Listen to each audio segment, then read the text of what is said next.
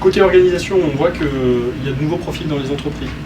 On parle aujourd'hui de postes dont on ne parlait pas auparavant. On parle de plus en plus de fonctions commerciales côté marketing. Donc les fameux inside sales, les SDR, en gros tous les profils entre un peu marketing et vente qui ont maintenant cette vocation-là de qualifier un peu mieux les leads, d'aller un petit peu plus loin pour mettre les commerciaux dans de meilleures dispositions pour que les commerciaux fassent leur boulot aussi, de prospection, de qualification sur un deuxième niveau. Mais on voit que c'est quelque chose qui est assez important et ça change les périmètres de poste. Est-ce que je publie mon article directement sur LinkedIn parce qu'il va justement mieux remonter, il sera dans le pulse, etc. Donc il y aura une meilleure visibilité. Ou est-ce que je le fais en post pour le rediriger vers mon site pour générer ce trafic? Il y a toujours ce choix un petit peu... Aujourd'hui, nous, ce qu'on constate, c'est qu'on a très très peu de sites où la part du trafic social sur les contenus est au-delà de 7 à 8%. Maintenant, c'est complètement bloqué. Et d'ailleurs, on se bat même plus. En fait, nous, on a arrêté de se mettre dessus. C'est pas intéressant. La Demand Generation, c'est une approche qui veut se focaliser pour les entreprises sur comment le marketing peut être générateur d'activités commerciales et de génération de chiffre d'affaires.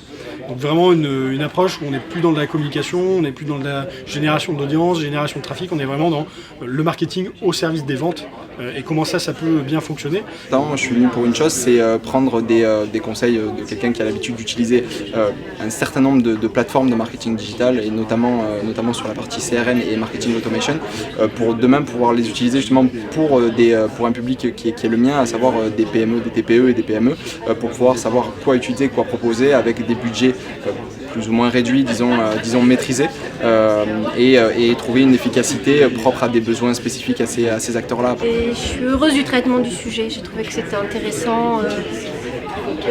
J'ai eu l'occasion de mettre en place des outils tels qu'ils étaient présentés et j'ai trouvé que ça donne à la fois une vue d'ensemble sur l'état du marketing autour du contenu et en même temps ça aborde de manière assez détaillée l'état des performances qu'on peut en attendre, comment est-ce qu'on peut s'organiser avec beaucoup d'exemples et très pragmatique, donc ça m'a bien plu. Le thème était particulièrement intéressant pour moi.